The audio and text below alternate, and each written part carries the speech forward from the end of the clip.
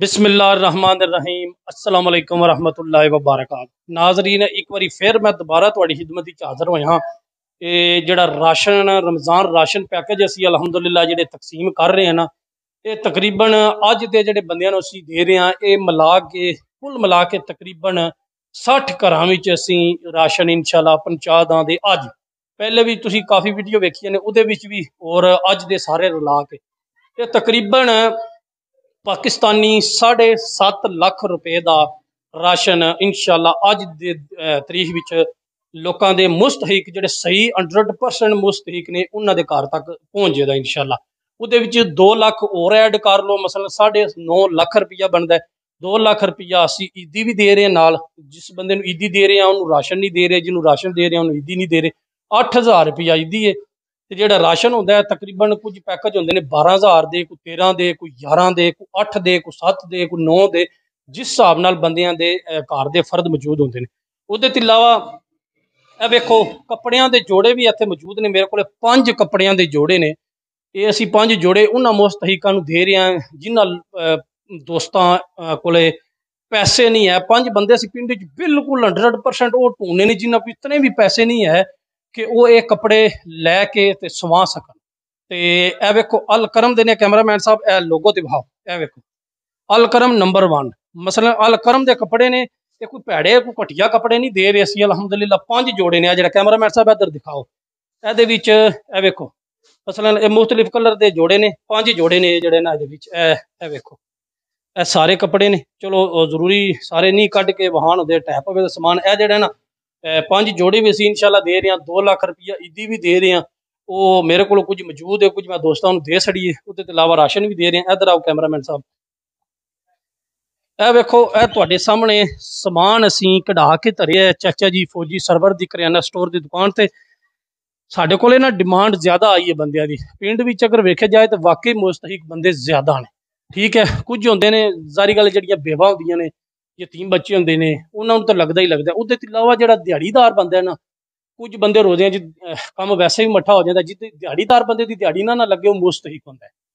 जिस बंदे की 30 की 35,000 आमदनी वो भी मुस्तहिक है। तो असी कोशिश कर रहे हैं जो मुस्तहिक उन्होंने दिता जाए। वेख लो सूफी आयल है, किसान का मसलन घी है, ये चीज़ा ने उहदे नाल जिस तरह अगे भी बार बार तुहानूं दस रहे हैं जिक्र किया। इधर आओ कैमरामैन साहब, इधर दिखाओ यह चीज़ा वेखो, खजूर ने, दाल ने, बेसन है, चीनी है, चावल है, पत्ती है, लूण है, मर्च है, चने ने, मसले जिहड़ियां जरूरत दी चीज़ा ने ना असी इंशाअल्लाह सारियां दे रही हैं। गल चाचा जी तुसीं गल सुनो, तुसीं यह काम करते हो सारा जो कुछ असी पैकेज बनाया तुसीं समझदे हो ठीक है रमजान वास्ते? बिल्कुल ठीक है, जायज़ है, बिल्कुल अच्छा पैकेज है। घर दी मतलब किचन की जरूरत है, जिंदगी बहुत 15-20 दिन का ये राशन है। ठीक है। असल रोजे ने जेडे बंदे जिन्हां दां दे अल्लाह करे दा ए सौखे निकल जाए इंशाअल्लाह। रोजे सौखे निकल, दुआवां देन दे, क्वालिटी चंगी समान क्वालिटी A1। अच्छा जी, ठीक है जी, मेहरबानी। चाचा जी सरवर साहब को असीं समान लै रहे हैं, पहले सब्जी स्टोर ते भी लिया।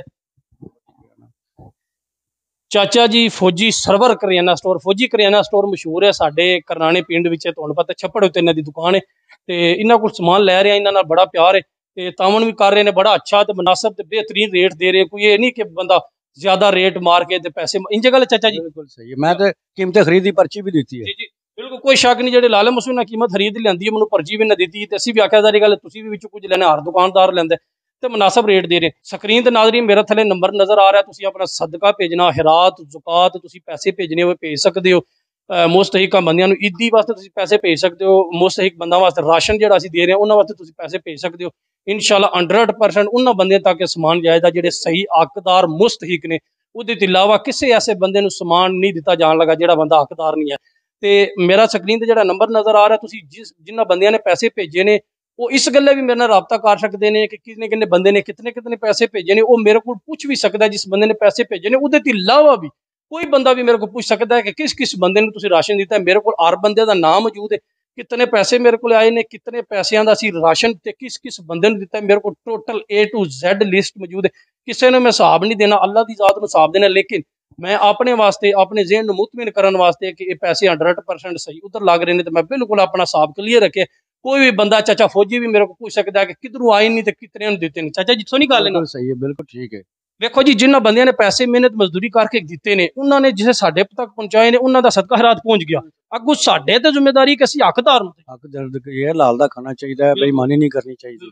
जा ਅਸੀਂ वैसे ही अल्लाह ताला बहुत देता है, इन्हू किसी चीज़ की जरूरत नहीं है। यूरोप च रहिंदा है, अल्लाह ताला ने औलाद दी, बच्चे, मकान, गड्डी, हर चीज़ दी। ये 200-400-500 नाल तो कुछ नहीं बनता। रब अपना दे बनता है, किसी का हराम खाद्या कुछ नहीं बनता।